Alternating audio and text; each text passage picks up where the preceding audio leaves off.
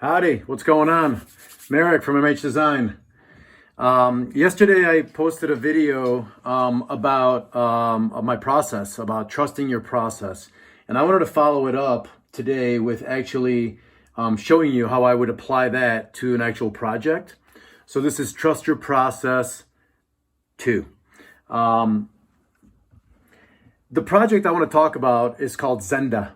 A friend of mine approached me about 3 or 4 months ago that he wants to launch his own website and his own brand.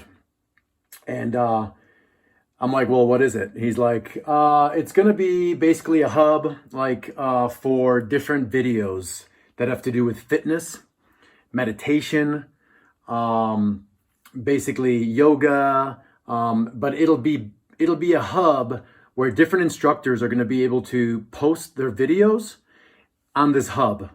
So think of it like a YouTube just for fitness videos and different, healthy tutorials.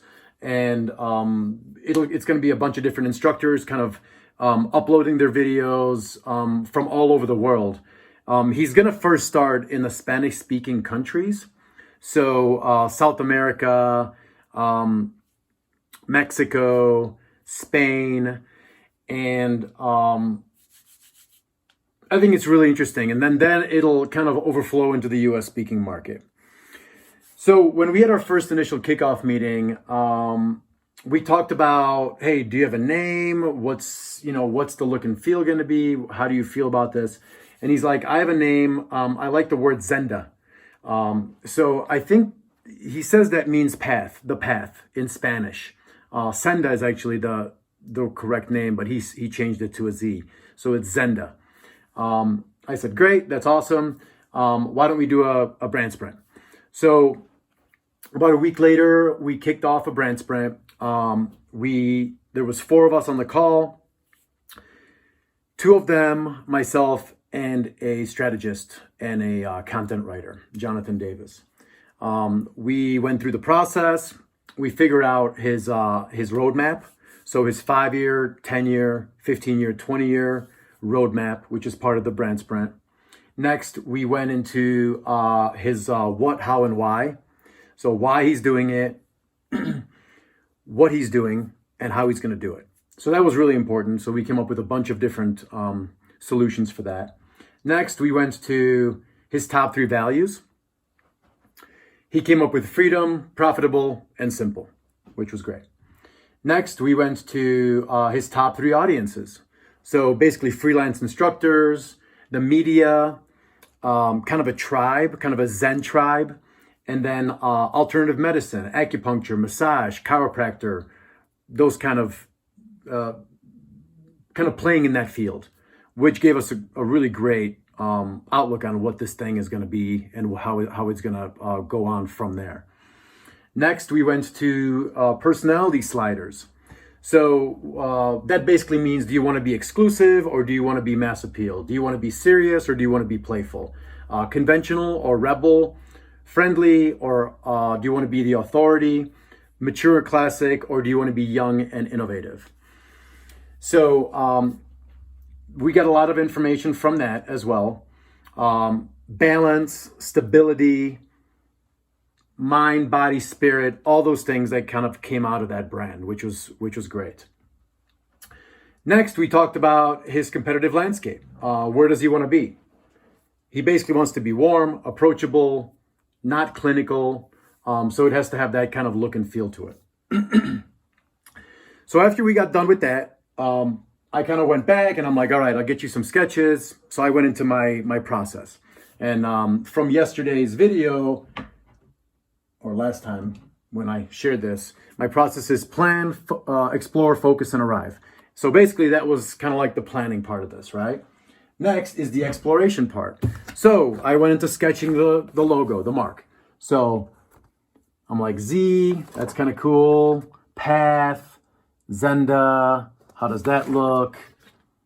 All these different sketches, right? All this different stuff. So miles and miles. Once I got that, I presented that to him.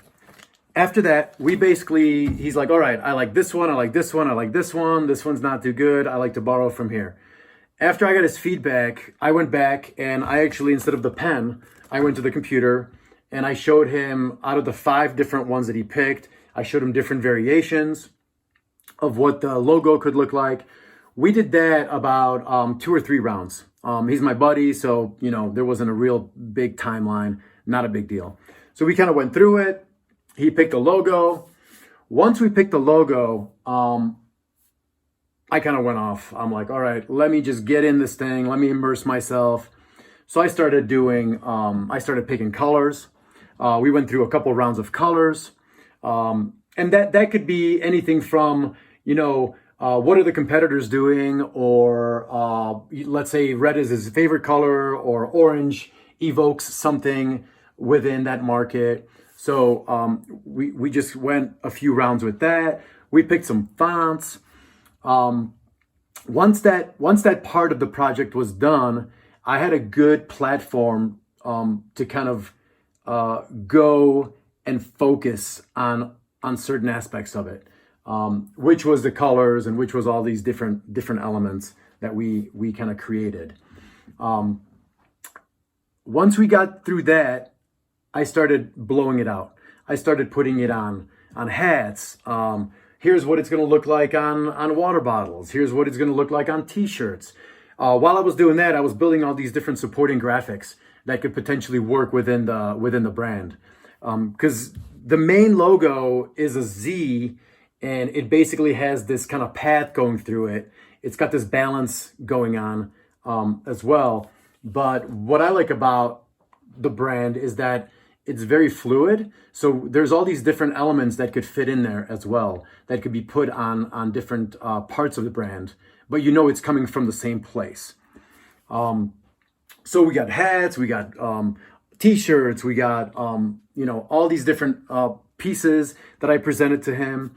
Once he liked where that was going, then I started blowing out, okay, this is basically what I'm maybe seeing for advertising. How can we use the mark as a window to put, different photographs of all these different instructors and all these different students getting the benefit from what you're creating on this online platform. So that was really neat to kind of see this brand come alive. And while I was doing all this, the brand style guide was being built as well. I think the brand style guide is built at the same time, because I'm creating all these different elements and I'm putting in, basically organizing them into the style guide for him. So then once I hand all this over, they can use it and know exactly what the rules are of the brand. So as he's growing the company, he's always going to be able to go back to the style guide and basically say, hey, we can't use that color because it's not in the style guide. So you got your primary colors and then you have your secondary colors. Usually your primary colors are, that's what you mainly see. That's like the cake, right? You have all the white, black, and red, and then all of a sudden you have all these different sprinkles on top. So I call the secondary colors kind of like the sprinkles on the cake. And then, that's basically the brand process of what we went through to get him from point A to point B. And now I handed it over. The project hasn't launched yet. He's still working on the website. He's working on a bunch of different elements of the brand, but the visual identity is built. And now he has something to build the rest of his brand with from a visual standpoint.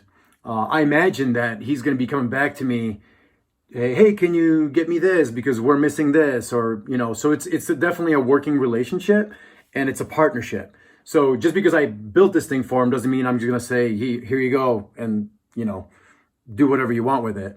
I'm going to be around to make sure that he's using all the elements properly. He's using the right fonts. He's using the right colors, the right language. So I worked with a content writer on this to make sure that we have the right language for him,